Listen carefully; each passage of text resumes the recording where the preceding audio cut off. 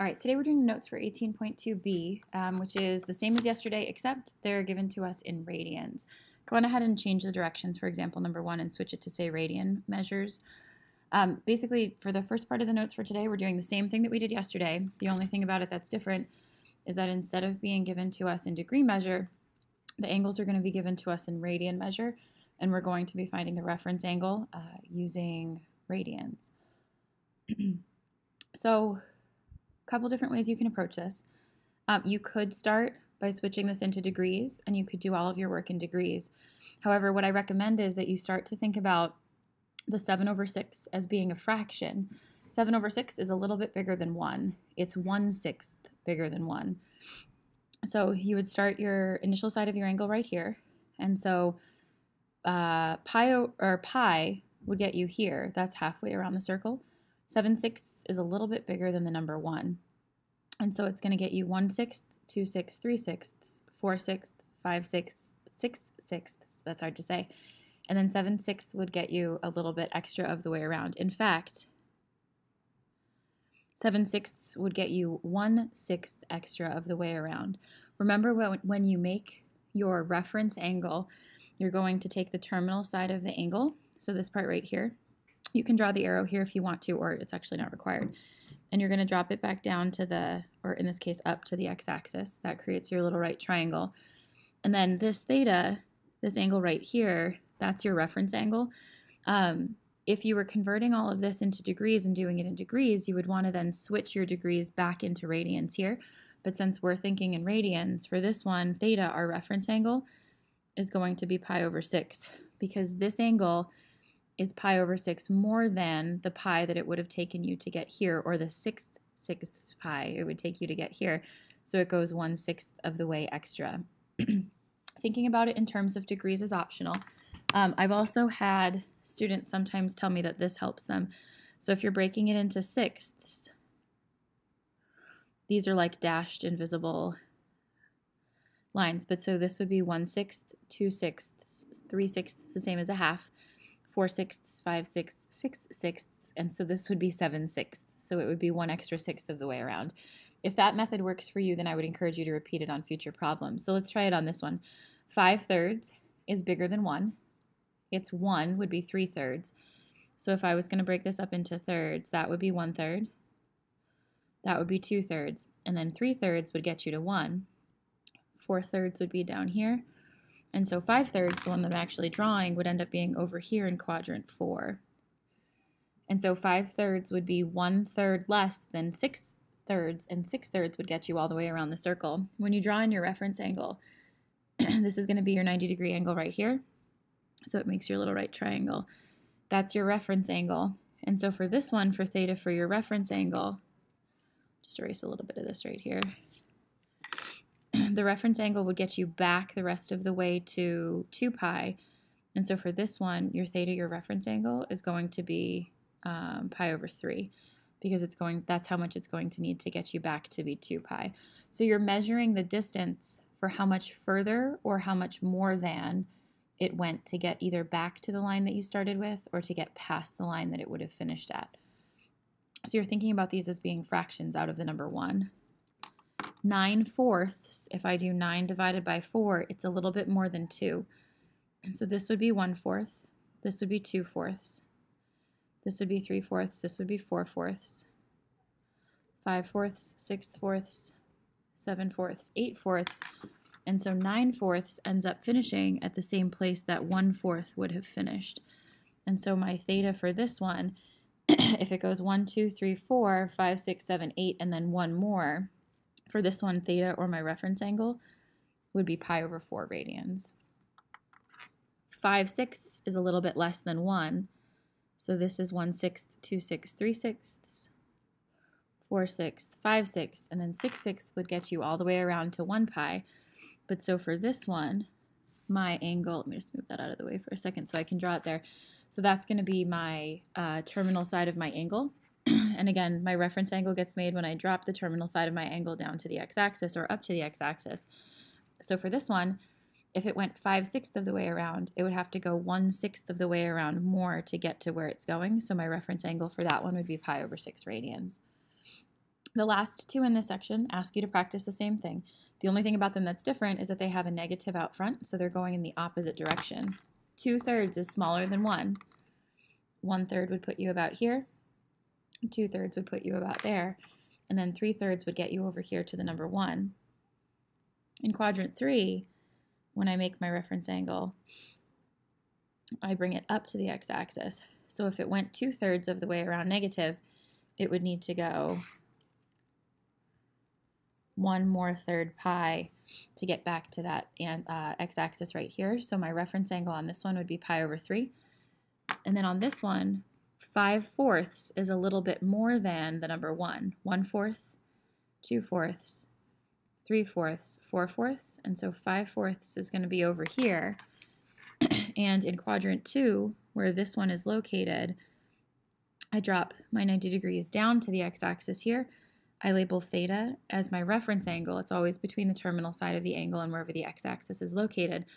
It went 4/4 to get to here, and then it went 1 extra fourth to get here. So for this one, my theta, my reference angle, is going to be pi over 4.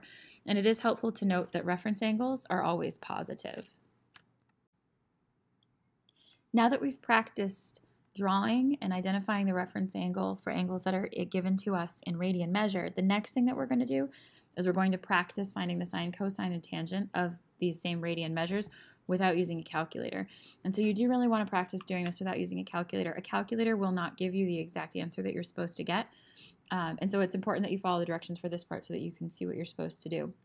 If the angle that's given to you is in quadrant 1, like these first two are, the reference angle just becomes the number that's given to you in each of the problems. So pi over 4 means that it's 1/4 of the way around, and so that's going to be right here. So it's just 1 pi over 4. In quadrant 1, my reference angle here, so it's pi over 4, that's it's the same number as it is that you started with in the problem, so you don't have to do addition or subtraction to figure out your reference angle. The next thing I need to do, though, is I need to figure out the sides, and I need to label the sides. Pi over 4 is the same thing as 45 degrees.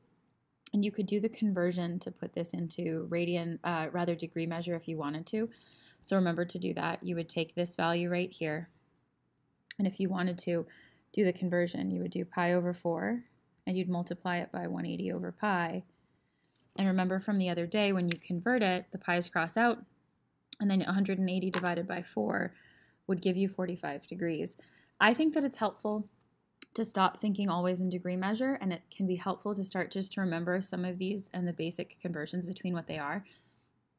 So knowing that pi over 4 is always the same as 45 degrees will definitely help you in this section. Based off of the notes from 17.1c with special right triangles, that means that this side is the square root of 2 over 2. This side is the square root of 2 over 2. And then my hypotenuse over here is always going to be the number 1. I'm evaluating this for cosine.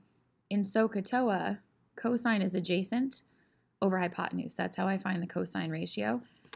My adjacent side is over here, so the square root of 2 over 2, that's my adjacent side. My hypotenuse is over here, and that's the number 1. So I'm actually not going to use this number at all in my calculations for this problem. You could cross it out if you wanted to, or you can just choose not to look at it. So to find the cosine of pi over 4 radians, I'm going to do the adjacent side divided by the hypotenuse, and then simplifying that, I'm going to get that the cosine of pi over 4 radians is equal to the square root of 2 over 2. And so that's the answer to the question. I used my adjacent side and my hypotenuse because I knew that I was finding cosine from the very beginning. Pi over 4 is always going to be equal to 45 degrees. Pi over 3 is always going to be equal to 60 degrees. And so again, in the beginning when you're learning this for the first time, sometimes you can do the conversion and it helps you feel a little bit more confident to go through and know what number you're working with. But you're going to do all of the work on your paper in radian measure, not in degree measure. Pi over 3 means you're going 1/3 of the way around half of this circle. So pi over 3 means that this angle right here is 60. And then you'll remember from the 17.1c notes when we did special right triangles, if that angle is 60 it means that this angle is 30. So the side opposite the 30 is 1/2. The side opposite the 60 is the square root of 3 over 2. And then the hypotenuse is always the number 1. For this one, I'm also finding cosine. And so I'm going to use my adjacent side, which is the 1/2. And then I'll use the hypotenuse, which is this side over here. So the cosine of pi over 3 is going to be equal to 1/2 divided by 1. And so I'll get my answer to this question. The cosine of pi over 3 is going to be equal to 1/2. You could write that as a decimal if you wanted to, so 0.5 would be fine. But otherwise, you can just leave it in fraction form like we have for the other ones, and you're fine to do that as well. Excuse me. C and D are the same question. You're just finding the sine of this angle and the cosine of this angle. We already know that this is 60 degrees, and we already know that this is 45 degrees. So because we practiced that already, it helps speed up drawing in our reference angles and then dropping down to create our right triangles. And so again, pi over 4 would go here. So we'll start with this one. If this is pi over 3, you can label the ratios of the measures of your three sides. And then on this one, I'm finding sine. So for sine, I need opposite and hypotenuse. So the sine of pi over 3 radians is equal to the square root of 3 over 2 divided by 1. So the sine of pi over 3, or the sine of 60 if you were working in degrees, is always going to be the square root of 3 over 2.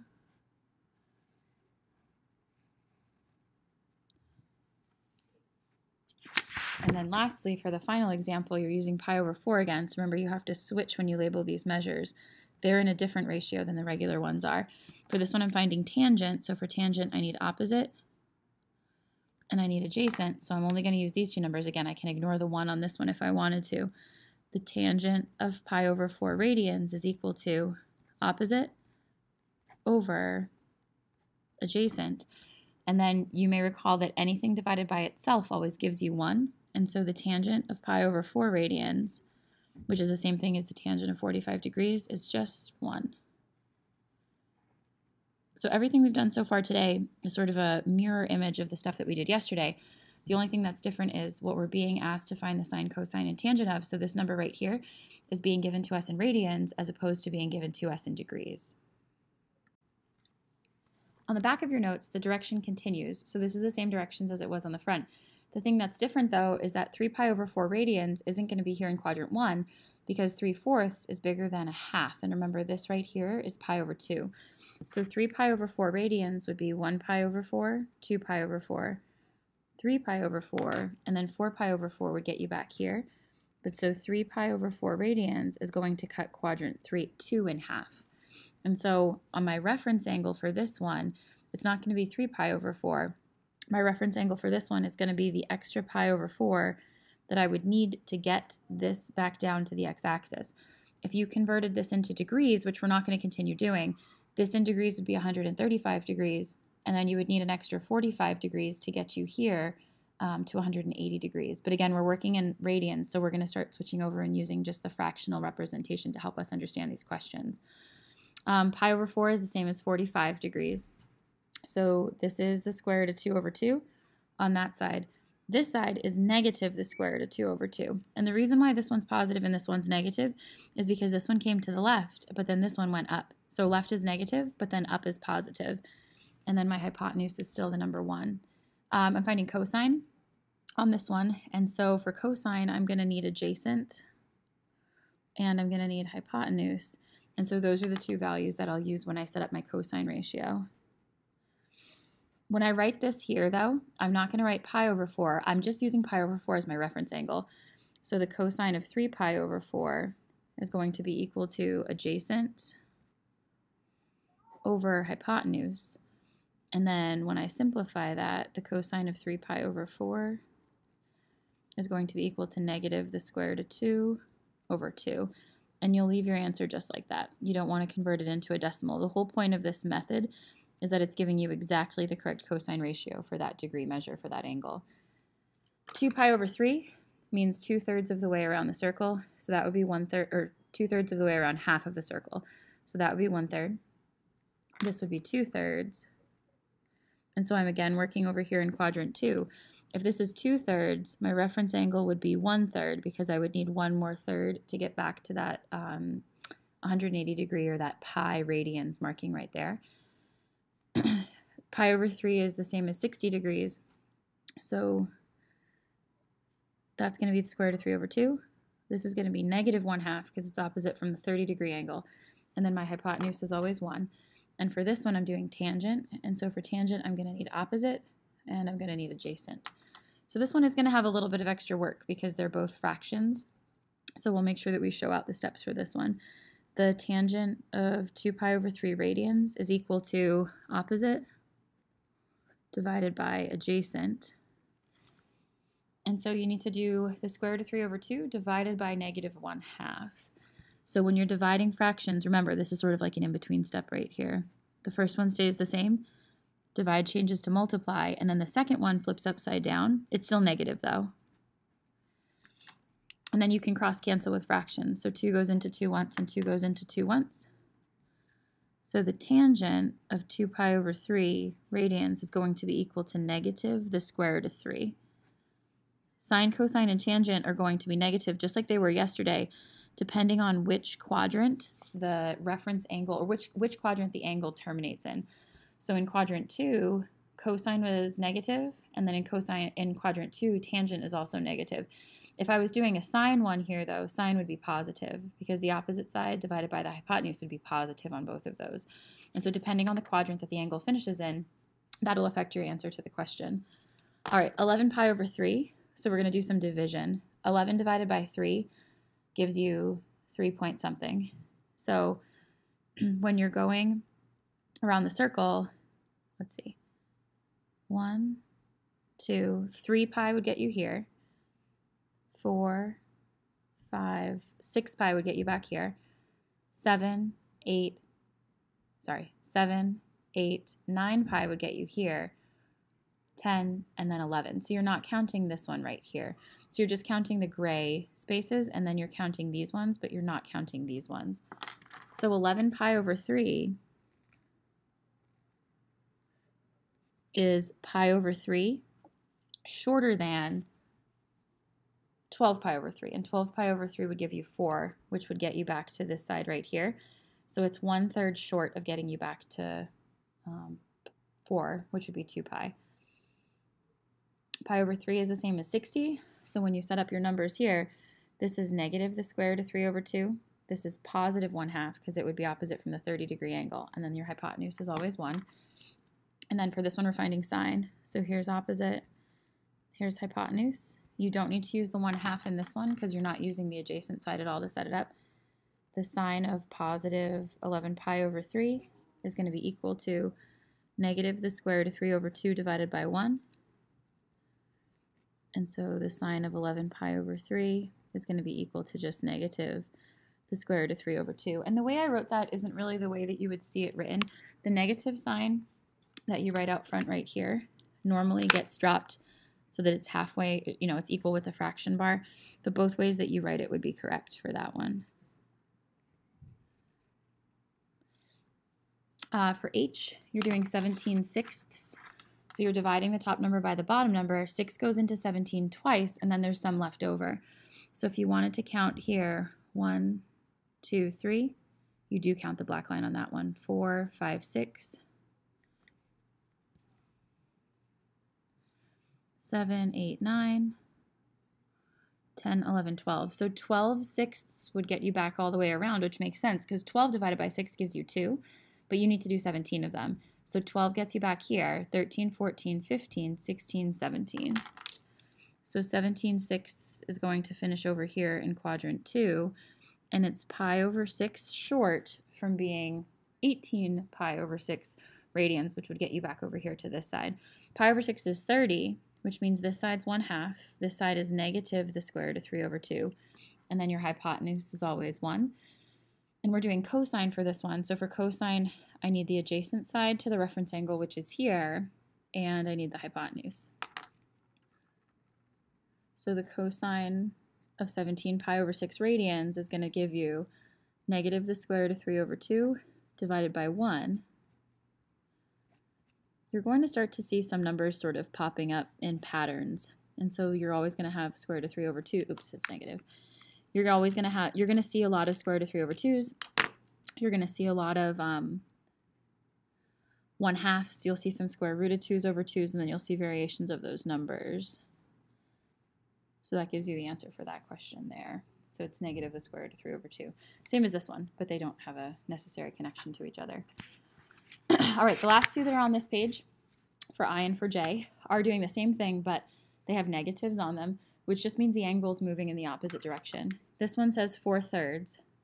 So this would give you 1/3, 2/3, 3/3. And so 4/3 is going to put you over here in quadrant 2. 4/3 goes 1/3 extra of the way around than it would have if it stopped at 1. So when you make your reference angle, my reference angle for that one's going to be pi over 3, which is 60 degrees. Square root of 3 over 2, negative 1/2 and 1. And for this one, I'm finding cosine. So for cosine, I need adjacent and I need hypotenuse. And so, let's see. The cosine of negative 4 pi over 3 radians is going to be equal to adjacent over hypotenuse. So the cosine of negative 4 pi over 3 radians is going to be equal to negative 1/2.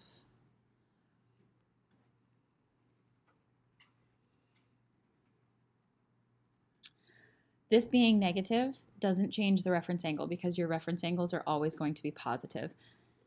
The last one, so 5 pi over 6.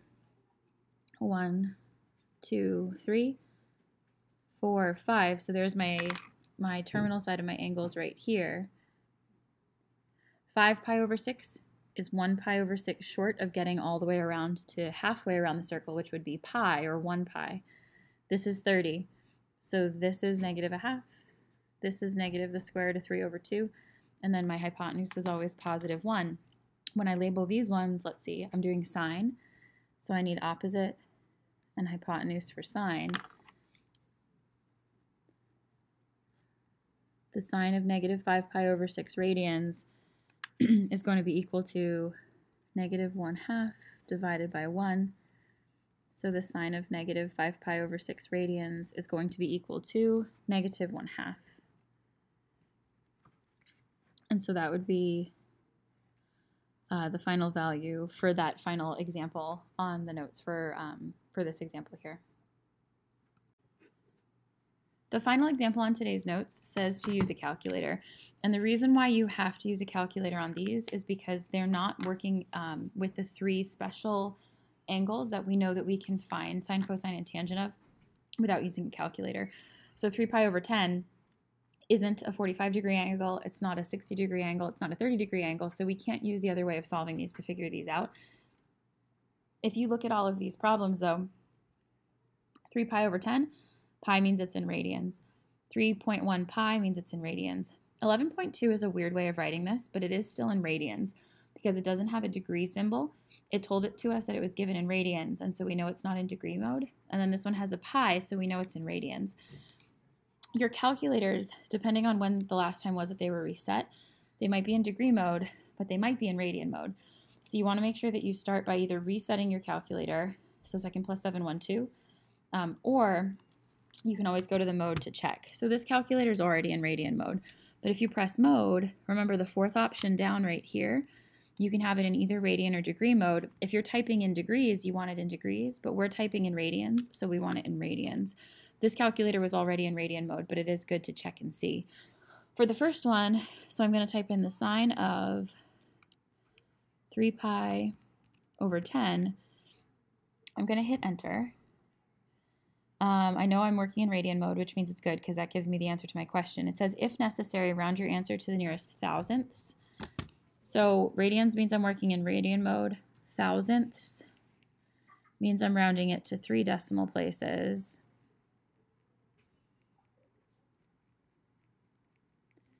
I can't write my answer to these as fractions because they're not exact answers. So for this one, when I type it into my calculator and I round it to 3 decimal places, I get 0.809. That's what that one would be, rounded to 3 decimal places. And so for the rest of these, you're just typing them into your calculators. The next one, the cosine of 3.1 pi And so this one's negative because of the quadrant that it finishes in. So it'd be negative 0.951.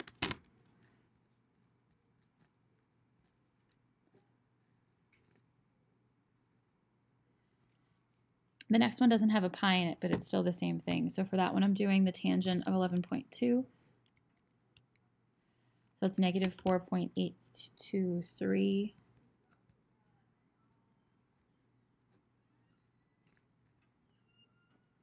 And then last but not least, for the final one, I'm doing the sine of 7.4 pi. And so that one's also a negative number as well. It's negative, the same as this one, negative 0.951. When you're typing these into your calculator, it kind of just feels like the answers are random, but you might want to make a note here that the only way you can evaluate these, because they don't have reference angles that we know like the other ones did, so the only way you could get these answers is by using a calculator.